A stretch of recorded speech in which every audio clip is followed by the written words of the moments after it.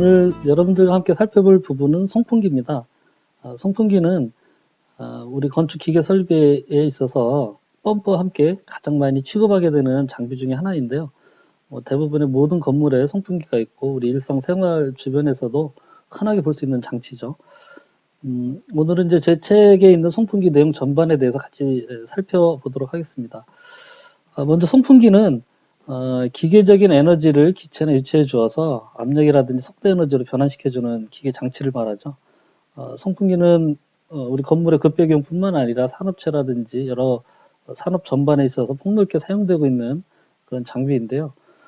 송풍기는 크게 세 가지로 나눕니다. 그 팬이 있고요, 브로어가 있고 컴프레셔가 있습니다. 팬은 토출 압력이 1000mm AQ 미만인 장비를 이제 주로 팬이라고 부르고요. 컴프레셔 또는 압축기라고 부르는 장치는 토출 압력이 1000mm AQ 이상, 만이면 약 1kg 정도 되는 거죠. 그 정도의 압력으로 그 유체를 송출하게 되는 장비는 압축기라고 부릅니다. 그리고 이 팬과 컴프레셔 사이에 중간 정도의 그 압력 범위에서 사용되고 있는 장치는 브로어라고 부르고 있습니다. 그 송풍기와 관련된 그 내용 중에 먼저 풍량을 보시면은요, 풍량은 송풍기가 단위 시간당 흡입하는 공기의 양입니다. 일정한 시간 동안 얼마만큼 많은 양의 공기를 그 공기의 최적을 공급할 수 있느냐, 이것을 이제 풍량이라고 하는데, 압력비가 1.03 이하일 경우에는 토출 풍량하고 흡입 풍량이 동일하다라고 봐도 이제 무방하다. 이 얘기는 뭐냐면 압력비가 1.03이라는 거는 팬에서 흡입하는 그 절대 압력과 팬에서 토출하는 그 공급 압력의 차이, 그 비율이 약 3% 정도 차이가 났을 경우에 를 얘기를 하는 거고요. 이게 이제 어느 정도의 압력인가 보면 우리가 이제 보통 이제 뭐 예를 들어 팬에서 그 대기압 조건에서 이제 흡입을 했다고 쳤을 때 대기압이 1332mm AQ지 않습니까? 그럼 여기에 이제 토출하는 압력이 1.03이니까 약 3% 정도 높은 거죠. 3%라고 치면 약 300mm AQ 정도 되는 거죠. 300mm AQ. 그 정도의 그 조건에서 압력비를 가지고 운전되는 경우에는 흡입 토출 풍량을 동일하다라고 이제 판단을 해도 된다는 얘기고, 이 1.03 이상의 압력비를 갖는 경우에는 이제 별도의 그 계산 시기에 의해서 풍량을 다시 좀 조정을 해주게 됩니다. 우리가 이제 이후에 다루는 뭐 풍량이라든지 여러 가지 그 이야기들을 할 때 이제 기본적인 그 표준 상태는 기온이 20도씨, 그리고 압력은 이제 대기압 조건 760mm AQ가 아니라 이제 HG죠. 오타가 났습니다. 그리고 습도는 65%, 그다음에 이제 그때 공기 비중이 1.2 정도 됐을 때, 이때 이제 그 컨디션을 얘기를 하는 거고요. 보통 이제 송풍기의 풍량은 그 덕트 계통에서 그 공급되는 그 모든 풍량들의 합계랑 이제 같은데, 우리가 이제 송풍기의 풍량을 결정할 때는 나중에 누설이라든지 또 송풍기의 노화를 고려해서 약 5에서 10% 정도 여유치를 가지고 보통 한 10% 정도를 많이 보고 있죠. 그렇게 해서 이제 송풍기의 풍량을 선정하게 됩니다. 풍량의 단위가 주로 많이 쓰이는 게 이제 CMM이나 CMH가 널리 사용되고 있는데요. CMM은 그 1분당 그 몇 세제곱미터의 공기를 공급하느냐라는 단위고요. CMH는 1시간 동안 몇 세제곱미터의 공기를 공급하느냐라는 부분입니다. 그래서 이런 부분들은 뭐 이렇게 초에서 분으로 할 때는 곱하기 60, 분에서 또 시간으로 할 때는 그 곱하기 60에서 이렇게 하면 되고요. 뭐 피타라든지 이런 단위로 이제 환산할 때는 이런 환산식을 참고하시면 되겠습니다.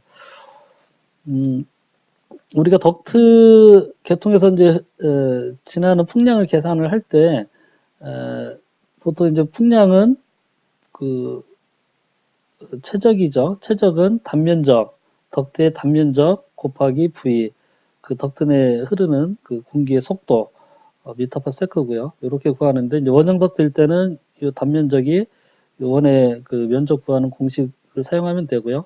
사각 덕트인 경우에는 가로 세로를 곱해주면 면적이 되겠죠. 이런 식으로 해서 덕트의 풍량을 계산할 수 있습니다. 잠깐 그 예제를 보면은요, 폭이 800mm, 높이가 400mm인 덕트의 내부에 공기가 6m/s의 속도로 공급되고 있을 때 풍량은 얼마인가? 그 위에 있는 계산식 그대로 수치를 넣어주면 되는데요. 덕트의 단면적은 800mm니까 0.4m죠. 400mm니까 0.4m고요. 그리고 곱하면 0.32 제곱미터가 되고 이 0.32 제곱미터 면적에 6m/s의 속도를 곱해주게 되면 단위들이 이제 메타 3승 per s 되고요.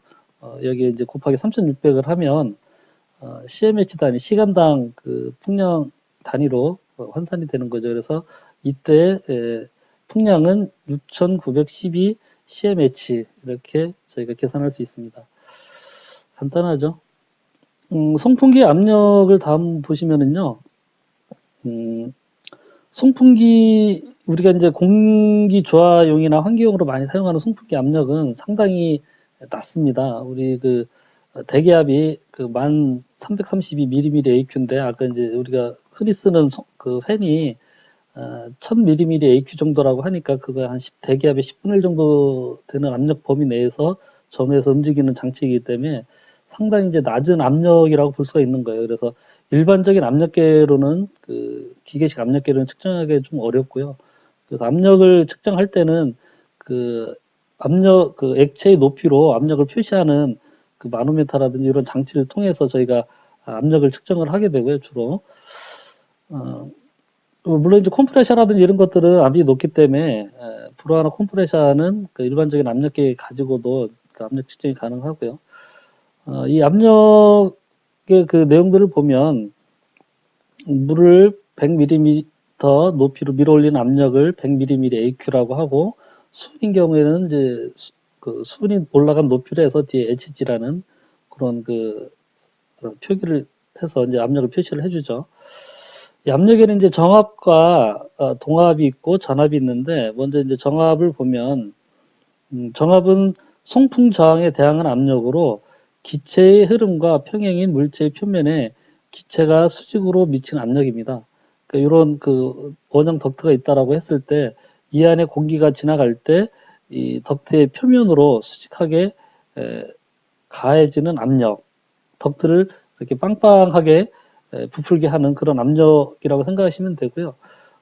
측정은 이렇게 덕트 표면에 그 수직인 표면에 구멍을 뚫어서 공기가 내부에 있는 공기가 U자관 안에 있는 그 액체를 밀어 올리게 되면 이 밀어 올린 만큼의 그 힘이 이 덕트 표면에 작용하는 정압이 되겠죠. 그래서 이제 표준 대기압은 아까 봤듯이 1332mm AQ고요. 수은주로는 뭐 아시다시피 760mm HG고요. 그다음에 이제 동압은 이 기체가 갖고 있는 어떤 속도 에너지입니다. 그러니까 기체가 앞으로 그 빠르게 나가면서 부닥치게 되는 이쪽 그 기체의 전면에서 받게 되는 그런 압력인데요. 그래서 이제 속도 압력이라고도 하고요. 그 동압을 구하는 그 공식은 이렇게 되어 있습니다. 그 압력이 있고요. 동압이고요. 그 속도의 제곱 나누기 2g, g는 이제 중력가 속도고요. 그 다음에 이제 공기의 비중량 1.1을 곱해줍니다. 그래서 이 수식에서 보면 이 중력가 속도는 뭐 일정하니까 그리고 공기의 비중도 뭐 특별한 컨디션이 아니면 표준적인 상태에서는 1점이 거의 동일하고요. 이 속도에 의해서 이 동압은 변화가 되게 되겠죠. 그래서 이렇게 그 동압을 측정하는 그 튜브 쪽으로 가해지는 그 압력이 공기 압력이 U자관 안에 있는 액체를 이렇게 밀어 올리게 되겠죠. 그렇게 되면 이 부분이 동압이 됩니다. 일반적으로 저희가 이제 송풍기에서는 이 동압은 그 약 50mm AQ 정도 미만으로 하는 게 좋다라고 되어 있거든요. 그래서 50mm AQ 정도 되면 약 그 속도로 치면 여기에 50을 넣으면 되겠죠. 속도로 치면 약 30m/s가 약간 좀 안 돼요. 그래서 그 팬에서 토출되는 공기의 속도가 뭐 최대 30m/s를 넘지 이제 그런 뭐 취지이기는 한데, 사실 30m/s 정도도 굉장히 큰 거라서 우리가 일반적으로 공조용으로 쓸 때는 보통 뭐 10에서 15m/s 정도, 20m/s를 웬만해서 넘질 않아요. 그 이상 넘게 되면 그 소음이라든지 뭐 여러 가지 문제가 생기기 때문에 어쨌든 뭐 그렇게 돼 있습니다. 그다음에 이제 전압은 그 앞에서 설명한 동압과 정압을 합친 거고요. 실제 저희가 이제 팬을 할 때, 그 팬을 선정을 할 때는 이 전압을 가지고 선정을 하게 되겠죠. 그 덕트에 걸리는 마찰 저항도 이겨낼 수 있는 전압도 있어야 되고, 또 어느 정도 그 팬에서 토출되는 그 압력도 있어야 되기 때문에 이 전압으로 구하게 되고, 이거는 뭐 이제 동압과 전압을 이렇게 더하면 됩니다. 그 다음에 이제 선풍기의 그 동력을, 전동기의 동력을 선정하는 공식인데요. 이 동력 킬로와트는 Q, 풍량이고요. 단위들 이제 보시면 되고요. 그 풍량에다가 그 압력, 그 선풍기의 전압입니다. 그 미리미리 AQ 단위일 때는, 밑에 이제 나누기 그 102 곱하기 3.6, 그 다음에 이제 효율, 팬의 효율을 이제 곱해주고, 거기에 일정한 여유를 좀 두게 됩니다. 앞에 풍량에서도 5에서 10% 정도 여유를 두듯이 동력도 마찬가지로 이제 그 전동기에서 임펠러까지 그 힘이 전달되는 과정에 어떤 로스라든지 이런 부분들이 있기 때문에 그 부분에 따른 여유를 좀 두고요. 뭐 단위가 이제 바뀌게 되면 뭐 이런 계산식으로 해서 동력을 선정하면 되는데, 여기서 이제 팬의 효율이 그 팬의 종류에 따라 좀 달라집니다. 에어포일 팬 같은 경우는 70에서 85%, 시로코 팬인 경우 40에서 60%, 터보 팬인 경우 60에서 80%, 엑셀 팬인 경우에 이제 40에서 85. 좀 범위들이 좀 있는데, 일반적으로 저희가 설계를 할 때는 뭐이 중에 이제 중간적인 수치로 한다든지 아니면 좀 제일 낮은 수치로 그 효율을 넣어서 계산하는 경우도 많이 있습니다. 그리고 이제 여유율은 그 팬이 그 용량에 따라서 이제 팬이 좀 커지면 조금 적게 보고요. 한 10% 정도 보는 거죠. 팬이 조금 작은, 우리가 통상 많이 쓰는 25마력 이하인 경우에는 약 20% 정도 여유를 가지고 전동기를 선정하게 됩니다. 그 다음에 저희가 송풍기를 부를 때 송풍기 넘바가 있는데요. 넘바 또는 이제 호스라고 하는데, 이거는 이제 원심식 송풍기, 시로코 팬이라든지 에어포일 팬 이런 경우에는 임펠러입니다. 임펠러의 날개의 그 직경을 150으로 나눠서 나오는 거죠. 그래서 예를 들어 시로코 팬이 2번 팬이다라고 하면 2번 팬이면 요 지름이 300mm가 되겠죠.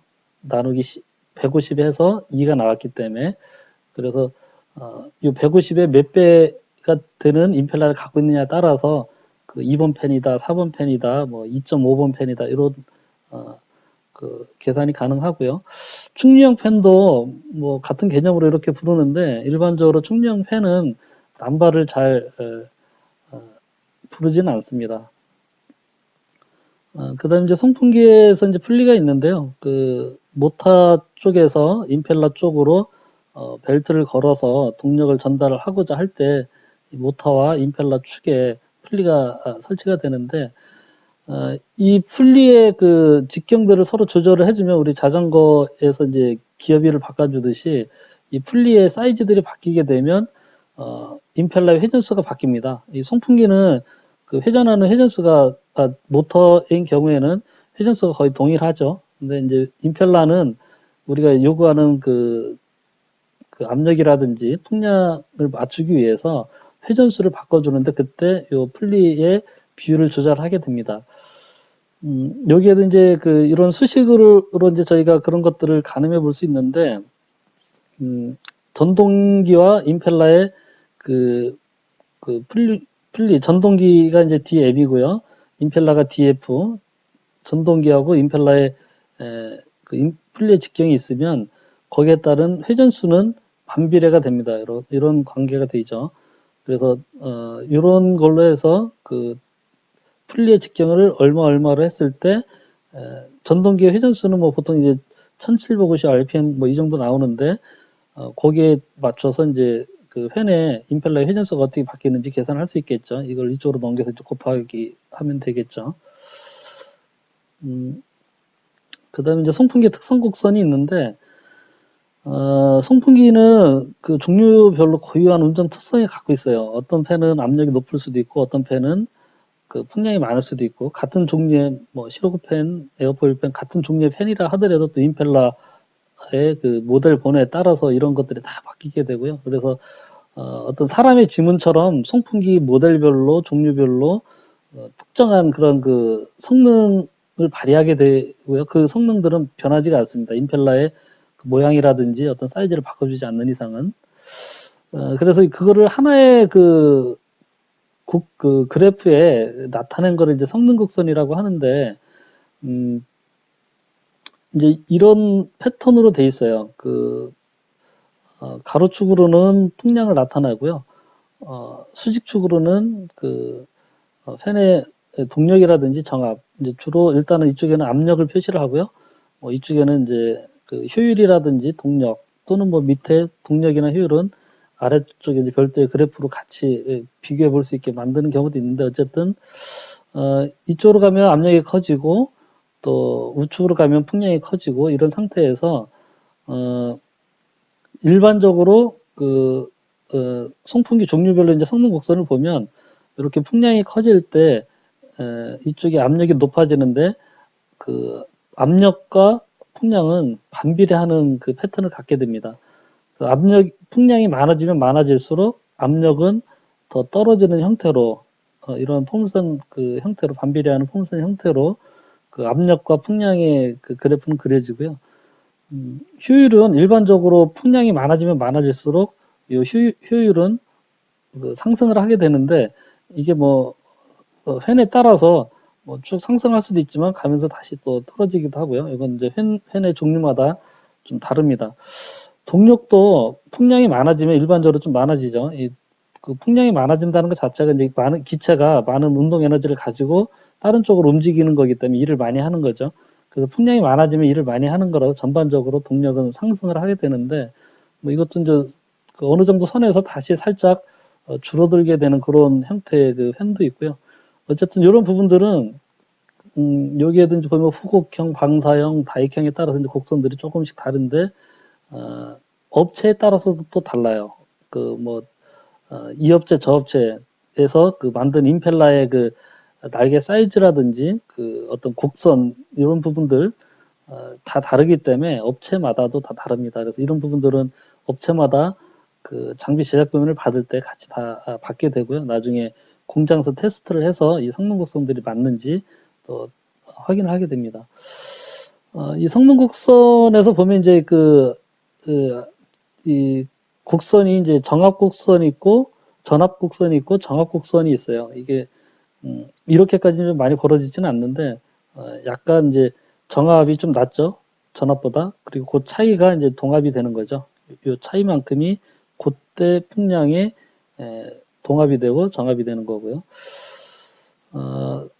이런 반비례하는 포물선 곡선을 그릴 때 이 최고점에 있는 부분에서 왼쪽 편으로의 부분은 저희가 이제 서징 영역이라고 해서 가급적 이 범위에서는 팬이 운전되지 않도록 해라, 이제 이런 부분이 있는데, 이 부분에 대해서는 뒤에서 다시 한번 살펴보겠습니다.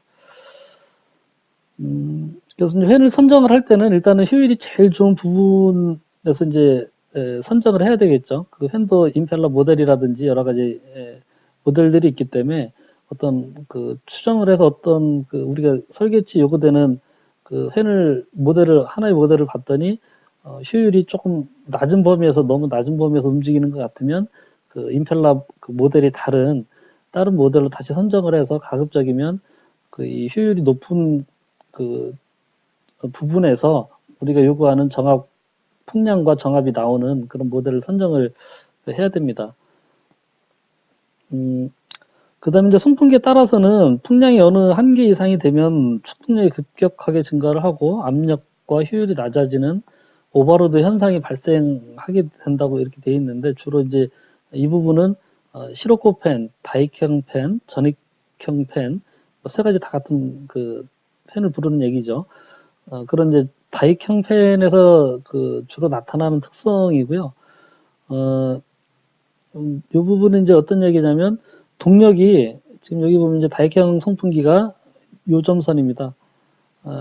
이렇게 완만하게 증가를 하다가 끝부분에 가서 풍량이 커지면 커질수록 축동력이 급격하게 이제 증가를 하게 되는 거죠. 이렇게 하게 되면 이제 모타를 예를 들어 이제 요 정도 선에서 우리가 필요해서 이제 선정을 약간 여유를 두고 선정을 했는데 어떤 그 팬 운전 조건들이 약간씩 이제 현장 그 상태에 따라 바뀌어서 당초 설계보다 좀 많은 풍량을 내게 됐을 때 그 축동력이 급격하게 그 상승을 하다 보니까 그 팬의 그 전격 그 전류치를 벗어나서 결국은 팬이 타버리는 그런 현상이 생긴다. 뭐 그런 그 내용입니다.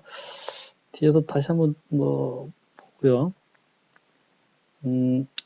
요거는 이제 실제 그 업체의 그 성능 곡선을 좀 가져온 것인데요. 이거는 이제 금성 풍력의 그 카탈로그에 있는 성능 곡선을 가져왔습니다. 이거는 이제 전익형 팬이고요. 전익형 팬이 이렇게 이제 증가를 했다가 다시 이렇게 떨어져서 가는 형태로 이쪽이 이제 풍량이고요. 수직축이 압력입니다. 압력이고 이쪽에가 이제 동력입니다. 모타 동력이 위로 이렇게 커지는 그런 패턴이고요. 그 곡선이 풍량과 그 압력의 곡선입니다. 그 풍량과 압력의 곡선이고요. 이 빨간색 곡선은 그 풍량과 동력의 곡선입니다. 풍량이 증가하면 증가할수록 동력이 늘어나게 되는 거죠. 그 다음에 이제 여기에 뭐 업체들마다 표현하는 방식들이 좀 다른데요. 지금 금성풍력인 경우에는, 팬의 그, 효율을 지금 파란색으로 표시된 부분인데, 효율을 이렇게 각각 그 다르게 표시를 해놨고요. 여기 이제 이 풍량하고 정압 곡선도 보면 곡선들이 지금 이렇게 켜켜이 쌓여 있죠. 이 옆에 보면 뭐 380, 440, 뭐 880, 900, 뭐 1100, 1320 이렇게 돼 있는데 이거는 회전수입니다. 똑같은 임펠러를 하더라도 770으로 회전을 하게 되면 770 RPM으로 그 회전을 하게 되면 그 당시에 요 정도 풍량에 요 정도 정압이 나오는데 똑같은 임펠러를 가지고 1210 RPM으로 회전을 하게 되면 같은 풍량에서도 훨씬 더 높은 정압이 나올 수 있죠. 또는 동일한 그 압력에서도 훨씬 더 큰, 여기 좀 가겠네요. 훨씬 더 큰 풍량을 내는 거죠. 그래서 이제 그 임펠러의 회전수에 따른 곡선들이 이렇게 점점 회전수가 높아지면 높아질수록 풍량이나 압력이 높아지는 추세로 올라가게 되고요. 그 동력도 마찬가지예요. 여기 지금 예를 들어 이제 RPM이 990 RPM일 경우에 해당되는 그 팬하고 동력 곡선을 보시면 됩니다. 풍량과 동력 곡선을 보시면 됩니다. 여기 지금 990 QH라고 되어 있죠. Q는 이제 풍량이고 H가 그 모타 동력이고요. 축동력이고요. 그래서 이렇게 되고요. 그 각각의 임펠러의 회전수가 올라가게 되면 동력도 더 커지겠죠. 더 많은 풍량을 내고 더 많은 풍량을 낸다는 거는 더 많은 일을 한다는 거고 더 많은 일을 하게 되면 더 많은 그 운동 에너지가 필요한 것이고 더 많은 운동 에너지를 내려면 모터에 더 많은 전기 에너지가 들어가야 되겠죠. 그렇게 보시면 되고 이게 이제 전익형 팬, 시로코 팬의 곡선이고요. 에어포일 팬의 곡선은 이렇습니다. 그 에어포일 팬의 곡선도 풍량하고 정압 곡선은 뭐 비슷한 맥락이긴 한데 이 앞에 있는 시로코 팬하고 좀 비교를 해보시면 일단 시로코 팬의 경우에는 그 최고점에서 그 정압 풍량 그 곡선에서 좌측으로 가면 이렇게 다시 떨어지게 되는 서징 영역이 있는데 에어포일 팬 같은 경우에는 그런 서징 영역이 좀 거의 없죠. 그런 부분이 하나의 특징이고 또 하나는 에어포일 팬은 이 동력이 완만하게 올라가다가 또 풍량이 커지는 방향으로 가게 되면 동력이 다시 약간 좀 줄어듭니다. 이에 반해서 이제 시로코펜은 끝까지 계속 치고 올라가죠. 이 부분이 이제 앞에서 이제 말씀드렸던 그 송풍기 운자 상태 그 오버로드 현상이 생기는 이 부분이 되겠죠. 이렇게 이제 저희가 뭐 예를 들어 이제 요 정도 그 모터 동력으로 이제 선정을 했는데 풍량이 커지면서 계속해서 그 팬에 더 많은 그 동력이 발생이 되면서 모터가 이제 타버리는 그런 현상이 생기는 거죠. 그래서 에어포일 팬하고 시로코펜의 차이는 그런 그 두 가지 특성의 차이가 좀 있고요. 나머지 이제 그 성능 곡선의 내용들은 대동소이합니다. 팬 업체들마다 그 성능 곡선에서 팬 모델을 선정할 때 선정하는 방식들이 약간 좀 다르긴 한데, 뭐, 일단 뭐 금성풍력의 그 성능 곡선으로 설명을 드렸으니까, 이것도 이제 금성풍력 카탈로그에 나와 있는 내용인데요. 그 금성풍력에서 위에 있는 성능 곡선 가지고 송풍기를 선정하는 방법에 대한 그 내용입니다. 요거는 이제 제 책에 나와 있지는 않은데 여러분들에게 설명을 드리기 위해서 제가 따로 여기 이제 담아 놨고요. 보시면 요구되는 정압에 해당하는 수평선 A를 걷는다. 지금 저희가 이제 필요한 그 풍량 A죠. 정압이 요 부분이에요. 그래서 요 부분만큼 수평으로 선을 이렇게 좀 긋고요. 그 다음에 요구되는 풍량, 우리가 이제 그 팬에서 요구되는 그 실제 필요한 풍량에 해당되는 그 부분에서 이제 수직선을 긋는 거예요. 이게 풍량이죠. 그 우리가 필요한 풍량이 요 B지점, 요 지점이에요. 그러면 여기서 수직선을 긋게 되면 요 A와 그 압력과 정압과 풍량이 만나는 요 지점이 있겠죠. 그러면 정압과 풍량 A, B의 교점에서 예상 회전수하고 예상 풍력 압력 곡선 C를 구한다. 이게 이제 그 풍량 압력의 그 곡선인데, 요거는 이제 회전수가 2200일 경우에 임펠러가 2200rpm으로 회전할 때의 곡선이고요. 요거는 2400rpm으로 임펠러가 회전할 때 곡선이에요. 그래서 요 만나는 요 지점은 요 그 2200하고 2400rpm의 요만큼 그 비례된 요 정도의 구간이 되겠죠. 그래서 여기에 뭐 이런 그 곡선을 이제 추가로 저희가 그려볼 수 있겠죠. 그리고 그 다음에 이제 예상 회전수가 이제 요 부분이죠. 요 예상 회전수에서 예상 동력 곡선 D를 추정한다. 지금 이제 동력 곡선도 마찬가지예요. 요 빨간색이 동력 곡선인데 요 부분은 이제 2200rpm일 때의 그 풍량 동력 곡선이고요. 요 위의 곡선은 2500rpm일 때 이제 풍력 그 동력 곡선인데, 요 만나는 그 지점에서 마찬가지로 이제 이런 가상의 비례된 2500하고 2200 사이에 비례된 그 풍량 동력 곡선을 이제 추정을 하는 것이죠. 그 다음에 이제 보면 예상 동력 곡선과 만나는 요구 풍량 수직선의 교점을 동력선 좌표로 수평선 2를 구한다. 이 부분에서 올라간 부분과 요 예상 동력 곡선 만나는 지점에 동력 2를 저희가 이제 그릴 수 있는 거죠. 그래서 사용 권장 상한선치와 사용 권장 하한선 F를 벗어나는 경우 효율적인 송풍기 운영을 위하여 송풍기 모델 및 기종을 변경하는 것이 이제 바람직하다. 사용 권장하는 상한선과 이제 하한선, 이거는 이제 뭔 얘기냐면, 이게 이제 효율이에요. 요 부분에서 이제 저희가 운전되는 이 부분에서 이제 효율은, 요 70%와 80% 이게 이제 효율인데, 이게 이제 최저 효율이고요.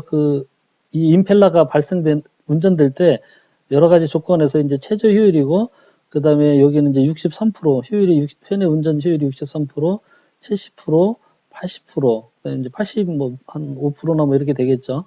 84%나 최대. 요 범위에 있는 걸 선정을 하고, 이 범위를 벗어나서 이제 이거보다 더 낮은 범위의 운전 조건이 되면, 다른 임펠라, 다른 모델을 선정하라는 얘기고요. 그래서 대체적으로 이런 그 곡선들도 이게 끝까지 이렇게 가 있는 부분들이 아니고 이런 그 적정한 운전 범위에 있는 선 내에서 이런 각종 그 곡선들도 이제 그려지게 되는데요.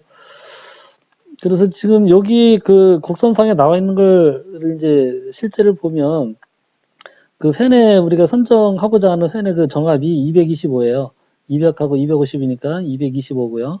여기에 저희가 이 지점에서 수평으로 선을 그었던 거고, 그 필요한 풍량이 240 그 CMM이에요. 200이고 250 이제 단위가 CMM인데 240이니까 이 정도 되겠죠. 그래서 이제 만나는 아까 이제 교점이 있었던 거고요.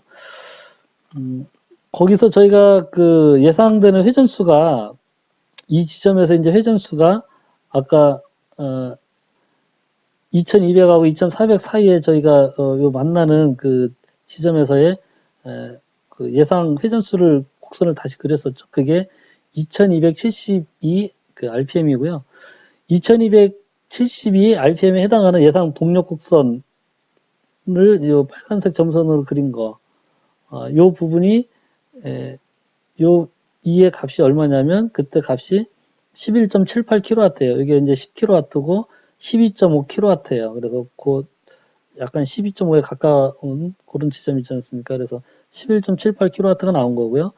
이때 그 예상 전압 효율은 76%.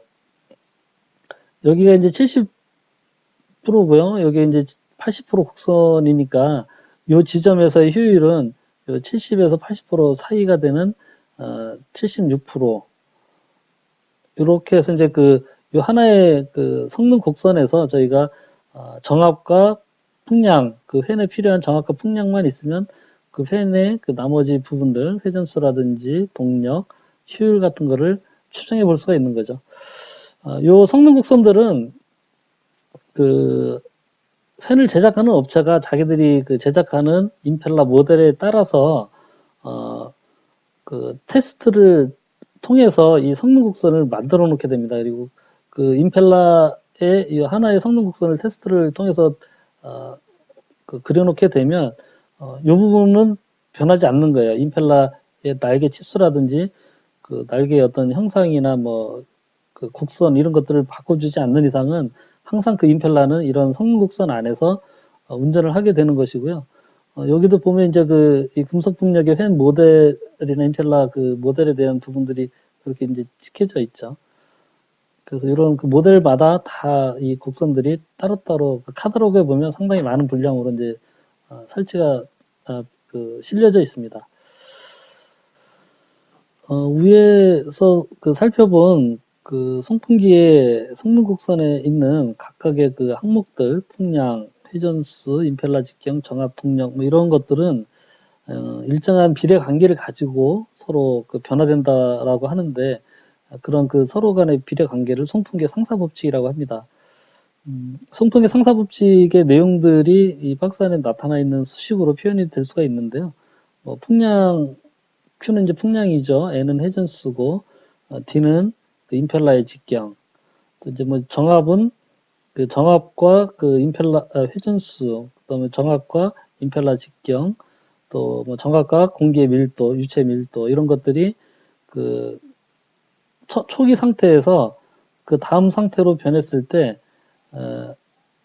그 회전수가 어떻게 변하는지, 뭐 임펠라 직경이 초기 상태에서 어떤 상태로 임펠라 직경이 커지거나 줄어들었을 경우에 정압이나 풍량이나 그 동력이 어떻게 변하는지 이런 그 관계들을 이제 나타내는 것이죠. 그래서 이런 관계에 의해서 저희가 어떤 상태가 바뀌면 그 나머지 변수가 어떻게 바뀔 것인지를 이제 예상을 해볼 수 있는데, 이 사례를 하나 좀 간단히 보면, 어떤 장치에서 이제 풍량이 800cmm이었어요. 그리고 그때 마찰 손실이 60mm AQ의 마찰 손실을 받고 있었는데, 이때 이제 풍량을 절반인 그 400cmm으로 감소시켰어요. 그렇게 되면 이때 받는 마찰 손실이 얼마가 될 것인지를 이제 예상을 해보자, 이런 그 이야기인데, 여기서 보면 그 풍량이 당초의 풍량이 이제 800cmm이고요. 나중에 바뀐 풍량은 그 400 그 cmm이에요. 그리고 여기서 이제 저희가 계산식을 응용해 볼 수 있는 거는 정압하고 풍량 관계니까 여긴 정압이 되겠죠. 그리고 지금 풍량은 여기는 없지만 요 풍량하고 회전수는 지금 비례를 하죠. 그래서 회전수 대신에 풍량을 그대로 옮겨다 놓으면 되겠습니다. 그래서 밑에 이제 P1이 800이 됐던 거고 P2가 아니죠. 그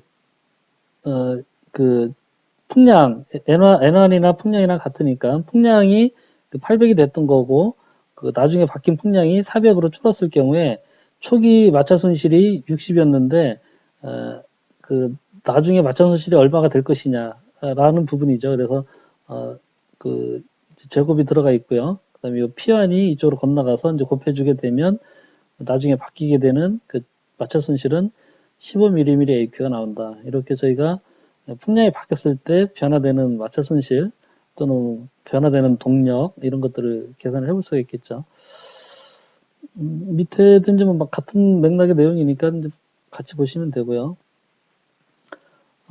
성능 곡선에 이제 다른 게 하나 더 표시되는 게 있는데 각 풍량에 대한 손실 압력을 구한 값을 도시에서 해놓은 곡선을 장치 저항 곡선이라고 합니다. 이 부분은 이제 뭐냐면 어떤 공조 덕트 계통에서 풍량이 증가를 하게 되면 풍량이 같은 단면적에 요만큼의 풍량이 100이라는 풍량이 지나가는 것과 같은 단면적의 덕트에 200, 300, 400이라는 만큼 점점 더 많은 풍량의 공기가 흐르게 되면 덕트 표면에서 받는 마찰 손실 저항이 더 많이 걸리겠죠. 그 저항이 압력이 되겠죠. 마찰 저항.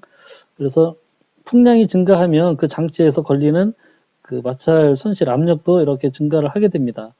그래서 이것도 현장에 설치되어 있는 덕트가 어떻게 설치되어 있느냐에 따라서 특정한 곡선으로 픽스가 되는 거예요. 덕트를 설치하는 순간 거기에 장치에 걸리는 이 장치 저항 곡선도 이제 특정한 이런 비례 관계를 가진 곡선 형태로 이제 되는 거고요. 이게 이제 송풍기의 성능 곡선에서 아까 이제 풍량과 압력에서 표시된 송풍기의 풍량 압력 곡선 이런 곡선과 이 장치의 덕트에서 걸리는 이 장치 저항 곡선이 만나는 요 지점 바로 요 지점이 이 송풍기가 실제 덕트에 연결했을 때 운전되게 되는 상태입니다. 우리가 이제 물론 설계는 요 정도 풍량에 요 정도 압력을 받을 거라고 해서 이제 송풍기 모델을 선정을 했겠지만 나중에 실제 송풍기를 제작을 해서 덕트에 걸었을 때는 덕트에 걸리는 이 저항 곡선과 송풍기의 임펠러가 가지는 이 특성 곡선이 만나는 지점에서 송풍기가 실제 운전되게 되는 거예요. 그래서 설계치는 이만큼인데 실제 운전은 QA라는 풍량으로 운전이 되고 실제 이제 설계는 요 지점에서 설계를 했는데 송풍기 선정을 했는데 실제 송풍기를 돌려보니 요 PA라는 압력으로 송풍기가 운전되게 되는 것이죠.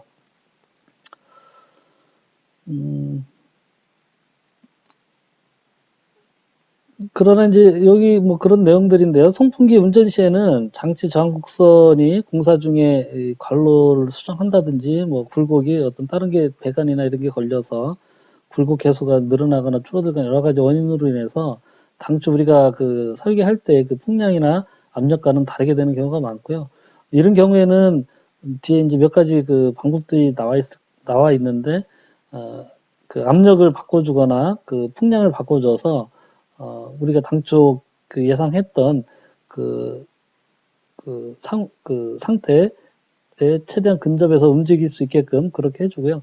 또 그런 장치를 변화시켜주든지 아니면 송풍기를 좀 변화시켜줘야 되는데 송풍기는 송풍기 상사 법칙에 따라서 회전수를 바꿔준다든지 그러저러한 여러 가지 이제 방법에 의해서 이제 해주게 되는데 그때 전동기는 이제 송풍기를 제작할 때 미리 이제 붙어서 설치가 돼서 오기 때문에 예를 들어 3.5kW짜리 전동기를 붙여서 왔는데 이렇게 이제 송풍기의 임펠러 직경이나 풀리 직경이나 이런 저런 것들을 좀 바꿔주다 보면 이 송풍기가 운전되는 그 상태값 그 상황이 바뀌기 때문에 그때 동력도 바뀌게 되겠죠. 그래서 전동기의 전격 용량을 벗어나게 되면 모터가 전동기가 타버리기 때문에 그 전동기를 한 단계 더 큰 걸로 바꾼다든지 뭐 이런 교체도 관가해서는 안 된다.